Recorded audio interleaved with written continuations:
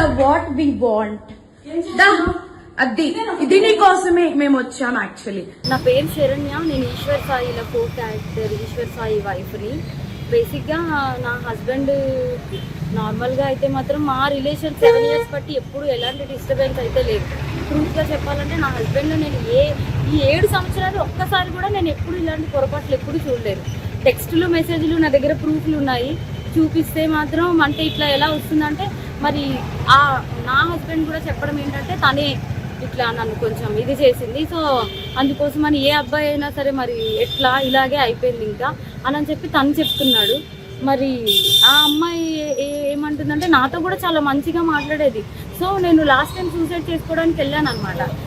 ఇట్లా ఈ అమ్మాయి విషయంలోనే కొంచెం నాకేదో కొంచెం నెగిటివ్ వైబ్ వచ్చి సో నేను బయటికి అంటే నేను సూసైడ్ చేసుకోవడం వరకు వెళ్ళిపోయాను.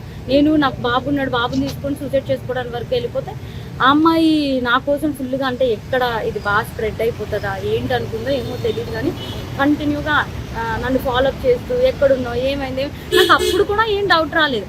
తర్వాత చూస్తే మెసేజ్లు ఇవి అవి అన్నీ చూస్తే ఇలా రావాలి, మీ అన్న రావాలి. మెయిన్ వాళ్ళిద్దరికి కలిపి ఒక ఆయన ఉన్నాడు, ఆయన రిత్విక్ అని చెప్పి, వాళ్ళిద్దరు మీడియేటర్, అబ్బాయి పర్సనల్ అసిస్టెంట్ ఇద్దరికి. సో అసలు ఆ అబ్బాయి ఫోన్లో ఎన్ని టెక్స్టులు ఇవన్నీ బ్యాకప్ చేసి చూస్తే అసలు చాలా ఇదిగా ఉంది. సో నేనైతే మాత్రం కోరుకునేది ఏంటంటే నా హస్బెండ్ అయితే తప్పైపోయింది, నాకు ఒక ఛాన్స్ అయితే ఇవ్వు అని చెప్పి ఆయన చెప్తున్నారు. కానీ ఆ అమ్మాయి నుండి ఎప్పుడు నేను ఏం ఫేస్ చేస్తానో తెలీదు. కానీ ఎందుకంటే ఇప్పుడు నా లాంటి అమ్మాయికి అంతమంది ఫాలోవర్స్ ఉండి పైగా నాతో ఇంత మంచిగా ఉండి ఇంత చేసిందంటే వాళ్ళ అమ్మగారు రికార్డు కూడా ఉంది. నేను పొద్దున్న వాళ్ళ అమ్మగారికి ఫోన్ చేసి అడిగితే మా అమ్మాయి అంతే అలాగే చేస్తుంది అని చెప్పి అంటుంది. నా దగ్గర రికార్డు ఉంది, ఫోను స్విచ్ ఆఫ్ అయ్యేటప్పటికి నా దగ్గర ప్రూఫ్ లేకుండా ఉంది, ఆన్ చేస్తే అది కూడా ఇస్తాను. సో ఇట్లాగా ఇప్పుడు నాకు అన్యాయం జరిగింది. నా పేరెంట్స్ మా సిస్టర్స్ వచ్చి ఏదో చేశారు, నా హస్బెండ్ నాతో ఏదో కొంచెం పోలీసులు దీంతో ఏదో మాట్లాడుతున్నాం అవుతుంది.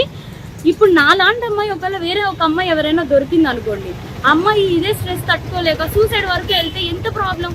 నేను ఇది ఒక్కటే ఆలోచిస్తున్నా, ఎవరైనా సూసైడ్ వరకు వెళ్ళారు అనుకోండి అప్పుడు ఎంత ప్రాబ్లం ఉంటుంది. అమ్మాయికి తెలుసు నాకు బాబుని కొనేటప్పుడు నేను ఎంత డిస్టర్బ్ అయ్యాను, చాలా హెల్త్ ప్రాబ్లమ్స్ ఎలా వచ్చాయి అమ్మాయికి అన్నీ తెలుసు. ఒక ఆడపిల్ల అయ్యి ఇంకో ఆడపిల్లకి అంత త్వరగా ఎలా మోసం చేస్తుంది, అది కూడా నా పక్కనే ఉండి మళ్ళీ ఈశ్వర్ నిన్ను మోసం చేయట్లేదు, నేను అలాగా నీకోసం ఏడుచు ఇంత చేస్తూ నా హస్బెండ్తో అసలు అది ఎట్లా ఉండగలుగుతుంది. నా హస్బెండ్కి డ్రింకింగ్ హ్యాబిట్ కూడా లేదు, అలాంటిది తనకి డ్రింక్ కూడా చేయించారంటే అసలు నాకైతే అర్థం కావట్లేదు. అసలు ఈ ఫోక్ ఇండస్ట్రీ అంటే నేను చాలా ఈయనకి మంచి వాళ్ళందరూ చాలా మంది మాట్లాడుతుంటే అబ్బా చాలా ఇట్లా ఉంటుంది అట్లా ఉంటుంది అనుకున్నా కానీ ఇంత అన్యాయం నా వెనక ఇలా జరుగుతుంది అని చెప్పి నేను ఎప్పుడైతే అనుకోలేదు. నెక్స్ట్ ఇదేంటంటే ఇట్లాంటి అమ్మాయిని మాత్రం అసలు ఫోక్లోకి వీటిల్లోకి ఎంకరేజ్ చేయకూడదు. ఎందుకంటే ఇప్పుడు నా హస్బెండ్కి జరిగింది, రేపు అన్న రోజు ఇంకో హస్బెండ్ వాళ్ళ అమ్మగారే చెప్తున్నారు కదా డైరెక్ట్గా మా అమ్మాయి అంతే అని చెప్పి. సో ఇవన్నీ కొంచెం చూసుకొని కొంచెం ఫోక్లోకి తీసుకునేప్పుడు కూడా మనుషుల కోసం నేను మిగతా వాళ్ళని అనట్లేదు, కానీ ఇట్లాంటి వాళ్ళని మాత్రం కొంచెం చూసుకోండి, కాపురాలు పోతాయి, చిన్నపిల్లల లైఫ్లు పోతాయి. క్యాస్టింగ్ క్యాచ్ అనేది బేసిక్లీ ఫిల్మ్ ఇండస్ట్రీలో ఫోక్ ఇండస్ట్రీలో జరుగుతుందనేది ఆరోపణలు ఉన్నాయి. మరి దాని మీద మీ అభిప్రాయం ఏంటి? ఇది కూడా అదే కోణానికి చెందిందా లేకపోతే ఇండివిజువల్? అట్లా ఏం లేదు, నిజం చెప్తున్నాను కదా. మా హస్బెండ్కి డ్రింకింగ్ హ్యాబిట్ లేదంటే మీరు ఆలోచించండి. నా డెలివరీ దగ్గర నుండి ప్రతి ఒక్కటి నా హస్బెండ్ నన్ను పువ్వుల్లో పెట్టి చూసుకున్నాడు. ఏ రోజు ఇప్పుడు నా హస్బెండ్ విషయంలో 1 minute నేను ఆలోచిస్తున్నానంటే దీనికే, నా బిడ్డను కానీ నన్ను కానీ ఇంత కేర్గా చూసుకుని. అబ్బాయి ఏమంటున్నాడు, ఇప్పుడు ఒక అమ్మాయి వచ్చి నా మీద పడిపోతే నేను ఏం చేస్తా, ఇప్పుడు ఒక షూట్లో ఉన్న వాళ్ళం మేము అంత క్లోజ్ అయిపోతుంటే నేను ఏం చేయగలుగుతా అంటున్నాడు.